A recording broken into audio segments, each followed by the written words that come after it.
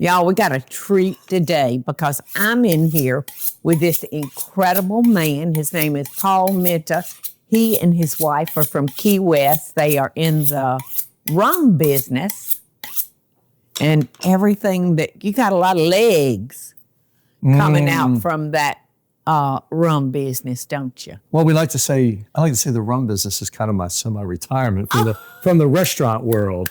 Well, it would be like retirement because he had a lot of restaurants and he's finally eased himself out of the restaurant business because it's very hard because you have to count on people.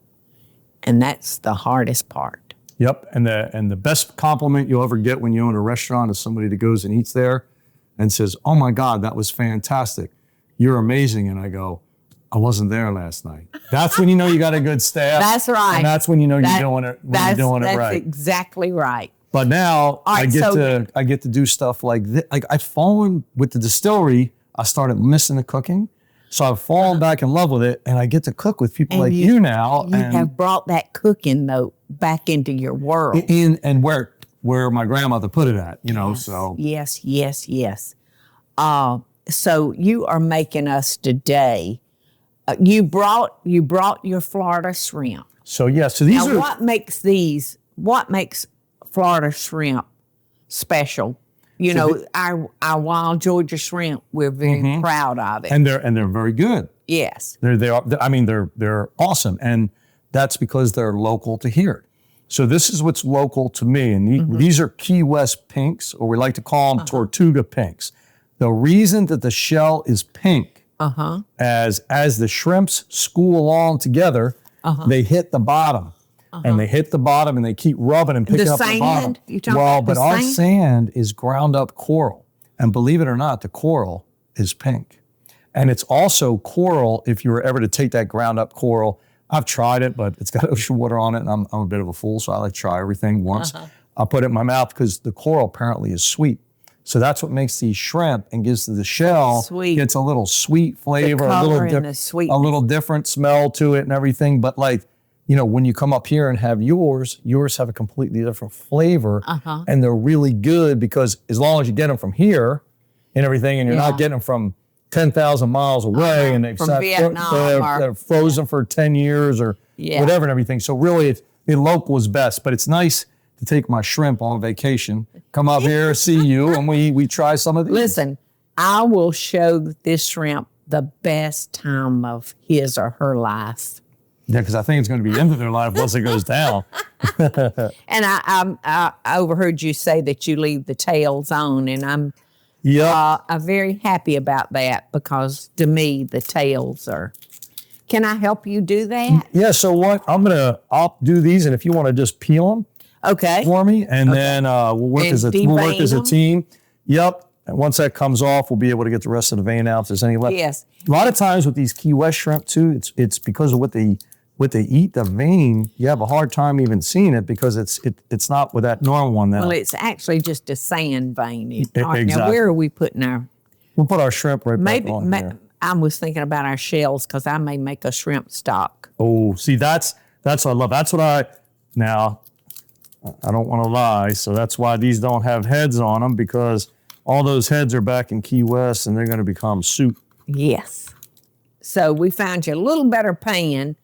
I've got to put my hands on my wok. Yeah, and you just want, so I can walk and roll. It's nice to have a pan that's got a little bit of a curve to it, so the woks make that nice. So we're going to warm this one up. While we get this nice and warmed up, because we want a warmed up pan, we'll get the rest of our... You like to start with a hot with this one, I don't need it super, super hot. So, they call it, everybody, you're going to saute that.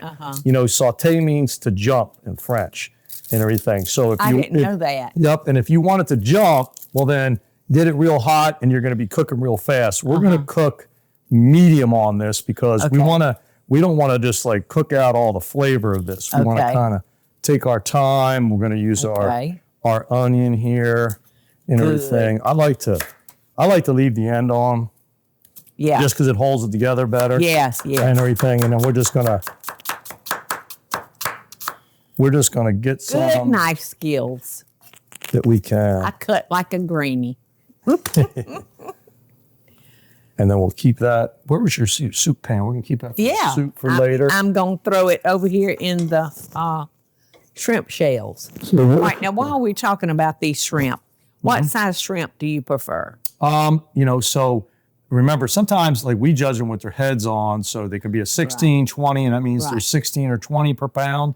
But with a head on, you're going to have a smaller one. That would be compared to like a 21, 25 and stuff. So these are really a solid 16, 20, which just means I like them like this. If they're very small, you're going to have be much more diligent.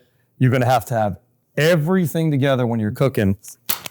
And it's going to be a 1, 2, 3. But those are great for a gumbo or something like that. Exactly. And you can still do this, but if I was going to do this, I'd be using less heat.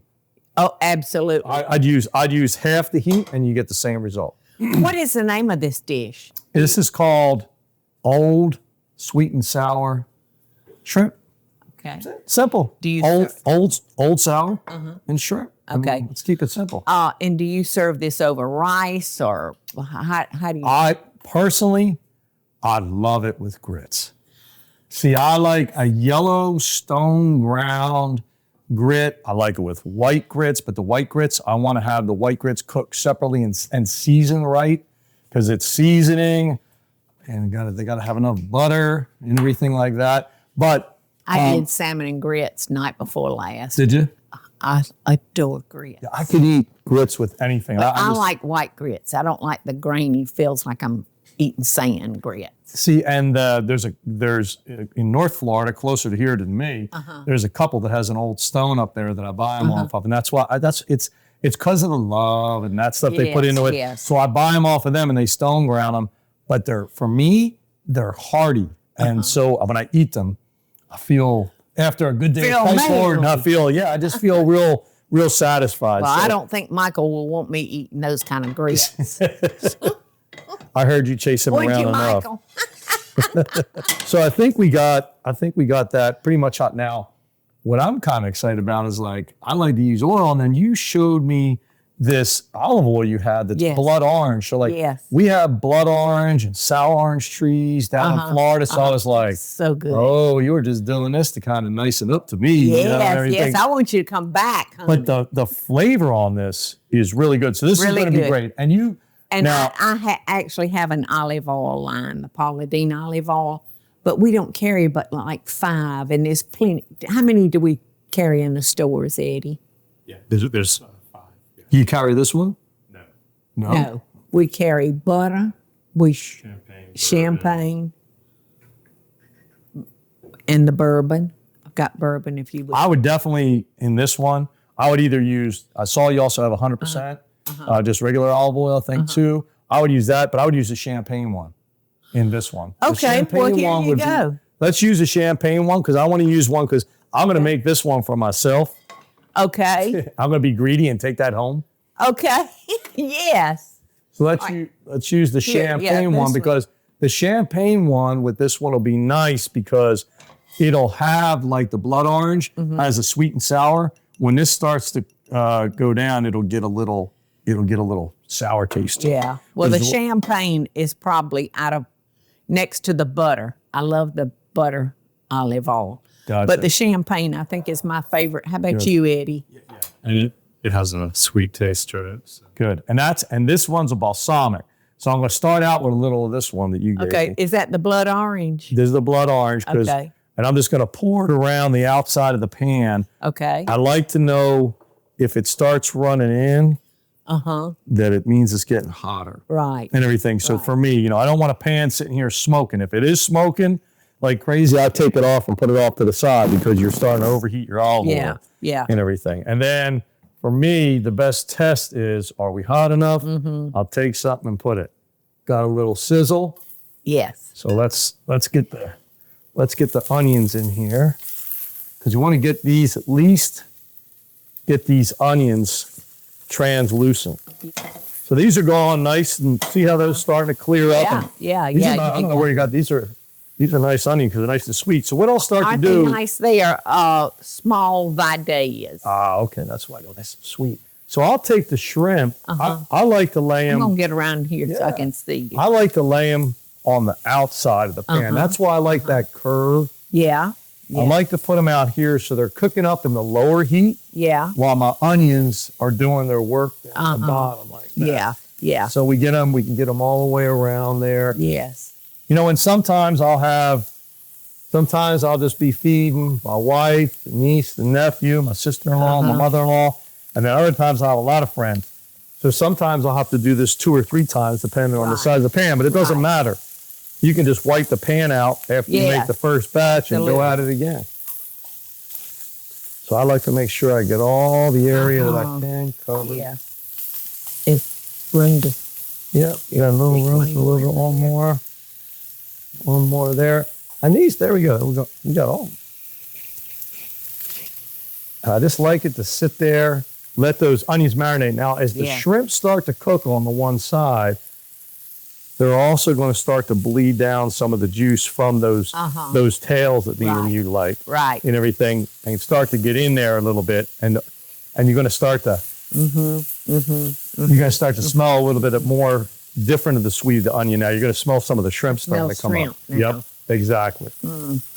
Now, you know, I don't suggest everybody just sits there and goes and grabs these. When you grab them by the tails like this, you can spin them around and stuff. And my hands are kind of used to it. If it starts getting too hot or your heat's up too much and everything, take these, but be careful.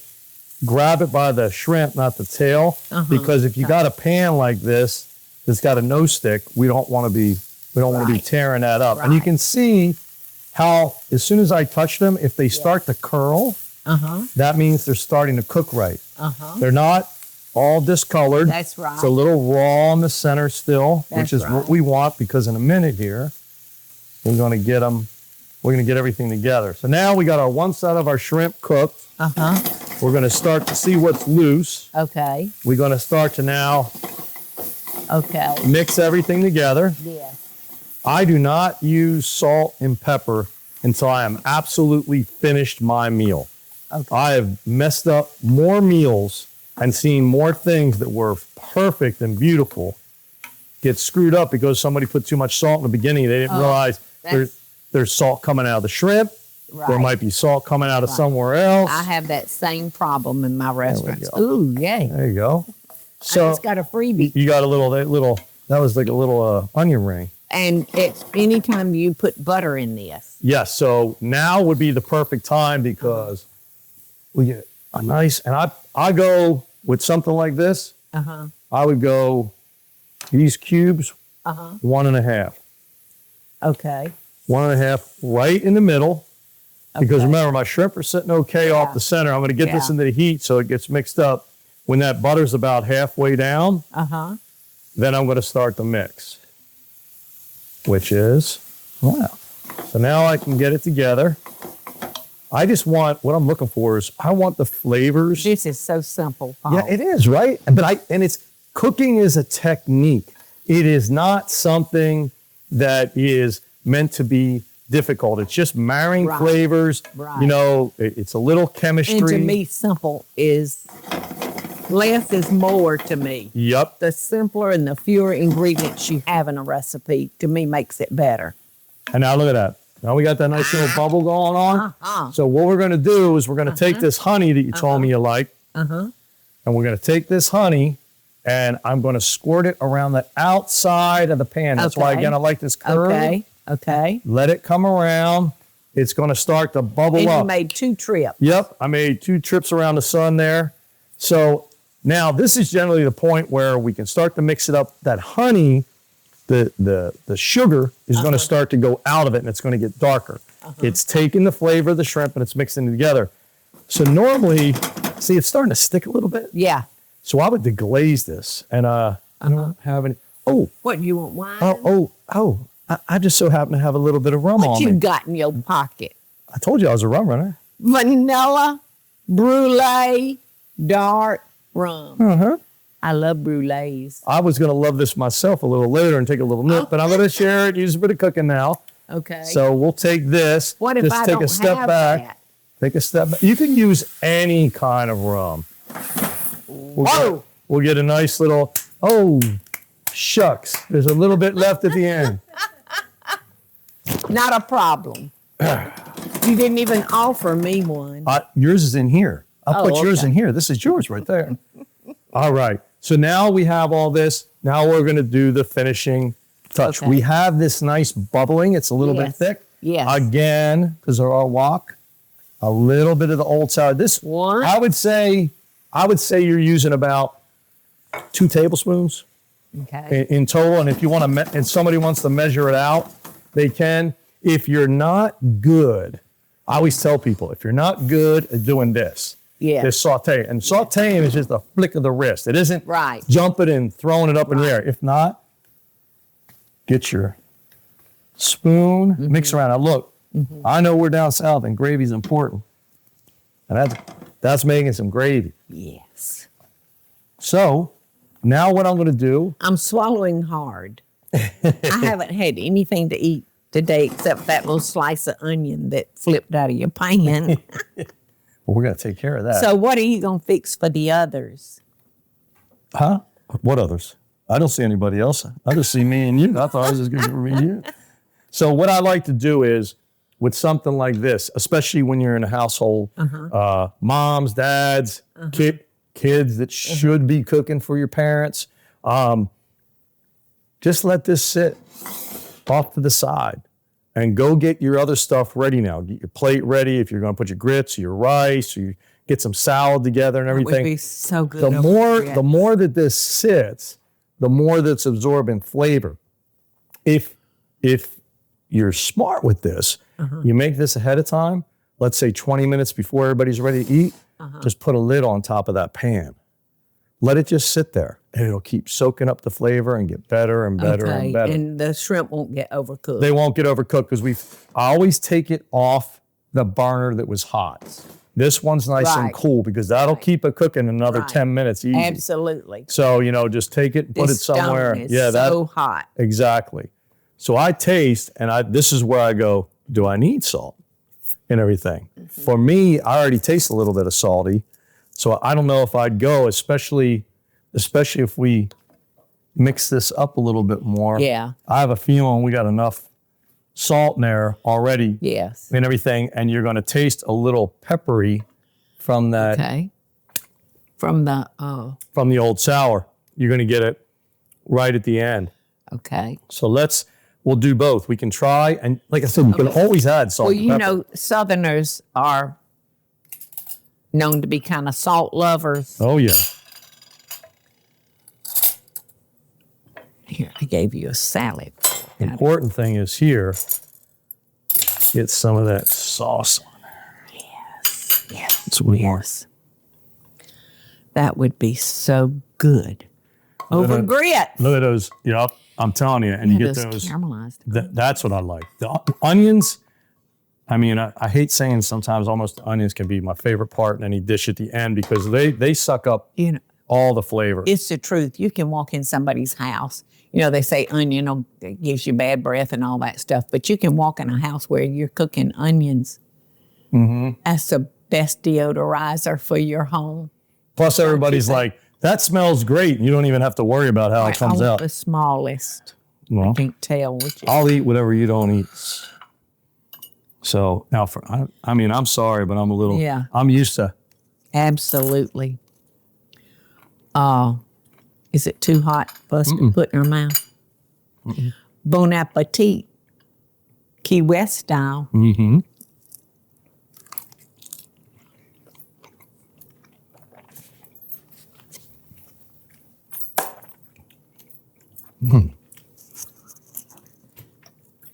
I think it used a touch.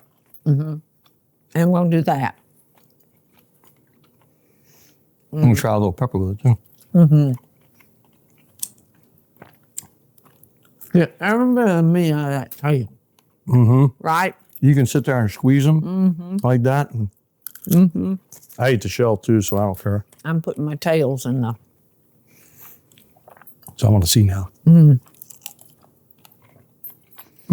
This is what I like about cooking. So I was happy with the way it came out. And now I'm even happier. A little salt and pepper on there too. Just brought it up another little notch. And the onions are so good. And the sauce is good, but not overpowering. It's not taken away from the shrimp. Right. You get a little combination of both. Now, if you're somebody that likes really sour, like, you know, a lot of people really like sour, I want you to try something.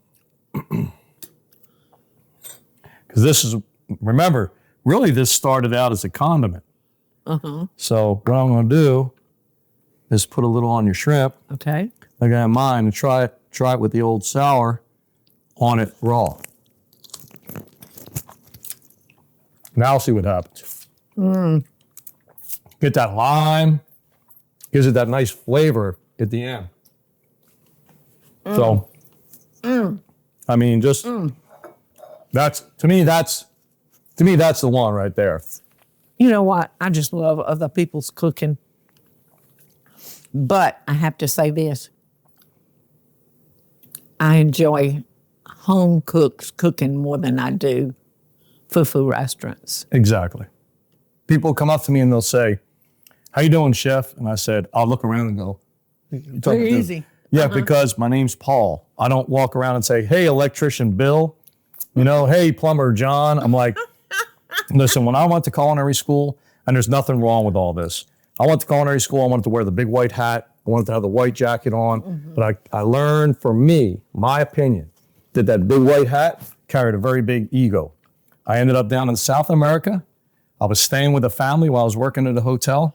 They can only afford chicken that week. 7 days we had chicken.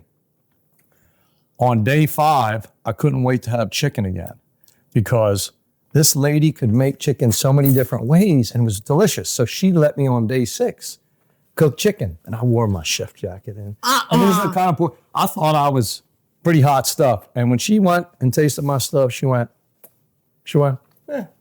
And she didn't eat it. The rest of the family did. She made it again the next day, and I asked her to show me what I did wrong. And she showed me some techniques, and I'd never been so humbled in my life.